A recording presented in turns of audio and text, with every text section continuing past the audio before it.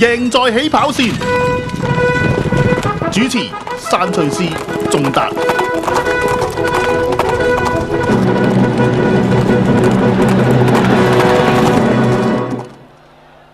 好，今日好新鮮啦，就呢間房真係好新鮮，我都係第一次坐，就而且冇準備嚟添啊，所以咧一陣間我哋講啲重要嘢先好唔好啊？因為今次咧我哋又冇準備嘅，所以咧我哋就睇唔晒兩個 chat room 係咪？咁啊係啦，我哋只能夠暫時用住亨利嘅電話睇住。我睇 YouTube 嘅啫。冇錯啦，所以咧想留言嘅朋友咧就唔該就要用 YouTube 嗰邊留言啦，就唔好喺點播嗰邊啦，我哋睇唔到啊今次。我仲有啲嘢要交代，我上次冇做節目，好似有啲怨氣喎。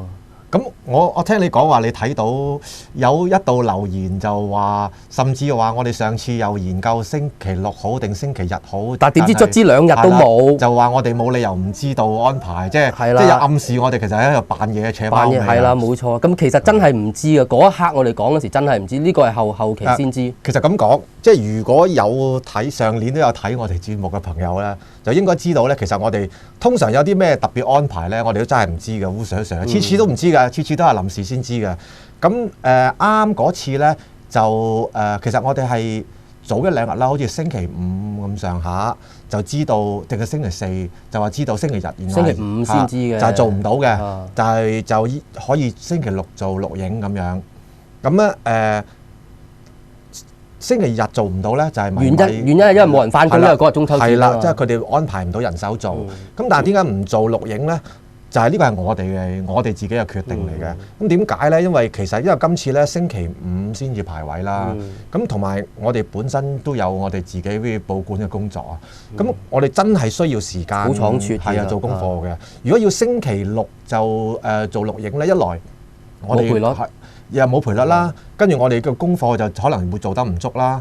再加上呢，你知我哋呢個節目都起碼有1/3部分呢，即係其實係同觀眾互動嘅，咁你錄影又做唔到呢樣嘢啦，咁所以其實我哋就唔係好想即係以降低個質素去就，咁同埋咧，其實我自己又諗翻啦，其實我哋上季有試過2次錄影嘅，我唔知可能你都試過1次咯，我試過2次嘅，咁事實上咧，我都真係發現咧錄影嘅時間就啲 tips 水準係真係差咗少少，咁你問我咧，我又覺得我哋呢個節目其實就唔係一個娛樂性嘅節目嚟㗎，即係講直啲咧，係真係 tips 係重要過即係你嗰個觀賞價值啊 ，sorry。即係冇把握就唔好。你問我，我覺得如果你話tips 冇咁有把握嘅，咁我覺得唔做好過夾硬嚟。咁所以我哋就揀咗唔做。咁所以其實我諗，如果嚟緊我哋假設譬如，都會遇到呢情況，新年嘅時間可能都仲會有咁嘅情形嘅。咁我哋如果真係要錄影嘅，都會可能係揀即係比如停一次唔做嘅。咁但係我哋兩個咧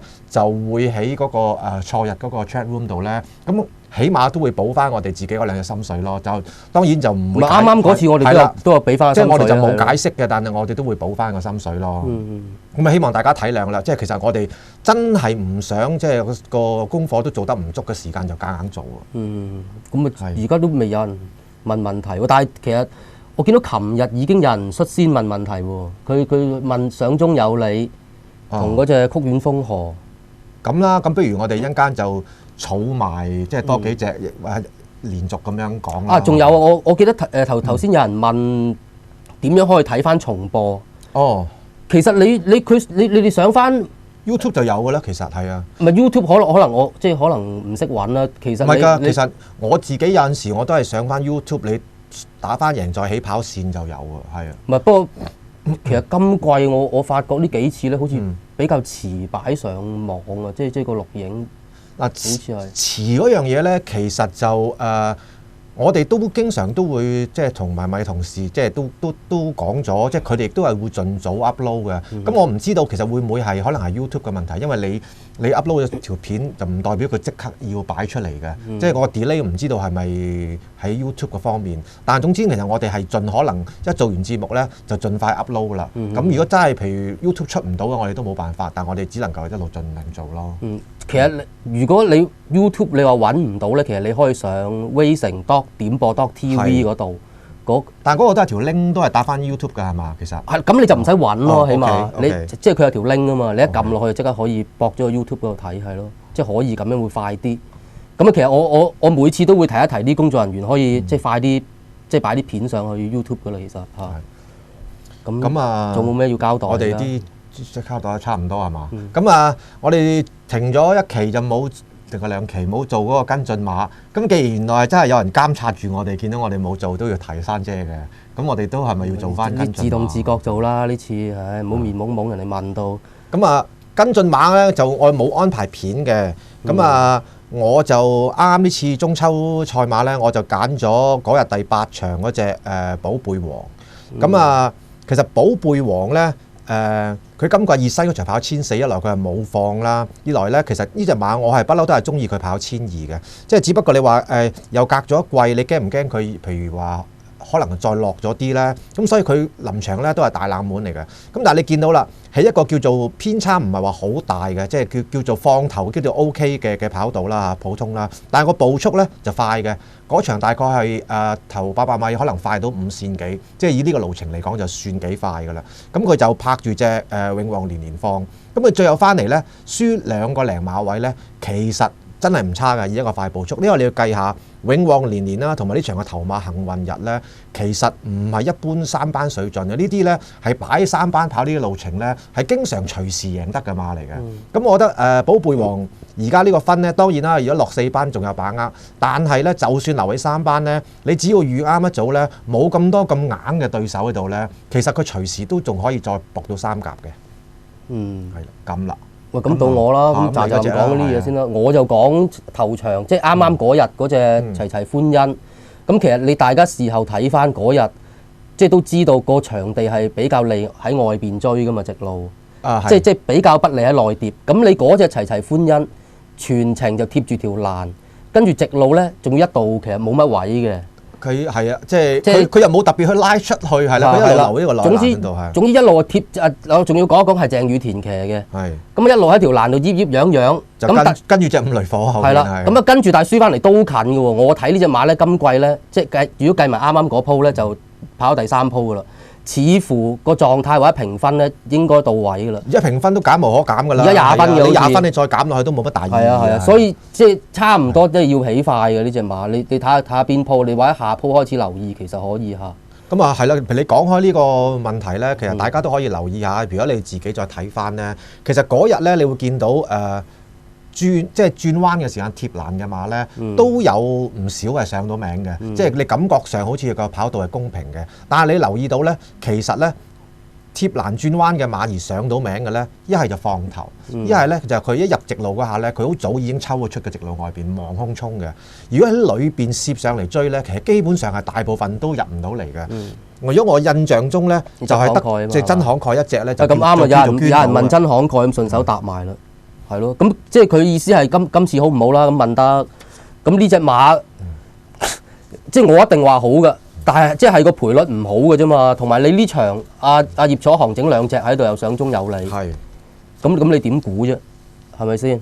咁我覺得呢一場咧，其實你都要擺落去嘅，因為嗱講真，你問我咧，如果繼續 keep 住嗰個上場嘅水準，即係冇低落到嘅咧，我覺得最惡就係加吹。咁但係你再揀落去已經係你真慷慨上中有理，好似你都唔得唔揀咁噶啦。因為你問我故事，你再跑沙田，即係而家再跑翻沙田1600咧，其實佢上一場都已經係賺到個步速好盡噶啦。跟住你話勁福星，你又驚隻馬，即係始終你未開戲，你唔係啊，你唔知道佢點嘅。咁因為佢其實佢上季。佢係試過係唞咗好耐復出咧，一出就追得好勁啊！係佢係追得好勁，但嗰鋪佢都係只係追到個第5啫。所以你話勁福星，你話初出未熱身有冇影響咧？可能都有啲嘅。咁你揀嚟揀去已經冇乜馬好揀啦，所以你啲焗住要擺翻落去。但係你話冇乜投注價值咯，我覺得呢一場。同埋潘頓我又覺得又會好過國能啲咯。同埋最必勝啊，其實最必勝咧，睇到隻馬真係逐啲好咗嘅係。但係我又估唔到今次點會2倍隔晚咁，你點搞？你講嗰啲飛啊，一陣間再講個飛。個飛係啊，真係有啲奇怪。即係冇得搞喎呢啲。最必勝咧，嗱上場大家成棚馬咁衝啦，叫做咁啊，一堆馬翻嚟都係2個馬位咁樣。但係最必勝咧，佢就唔係拉開晒衝嘅，佢喺裏邊攝住衝啊，即係衝下，跟住又韞一韞，跟住又要再轉跑線咁。所以係幾好嘅。喺慢步速鬥衝咧，其實咁樣好蝕底嘅，即係其實佢係好嘅，所以咁啊，但係你話都要俾翻少少賠率搏咯，我覺得唔好因為下莫雷拉就2倍噶嘛。咁即係又係好似冇乜價值咁啊！即係賭嚟呢啲。係嘛？你問我，你話範圍咁，你梗係以馬論馬，你要預佢咯。但係咁個賠率就咁咯。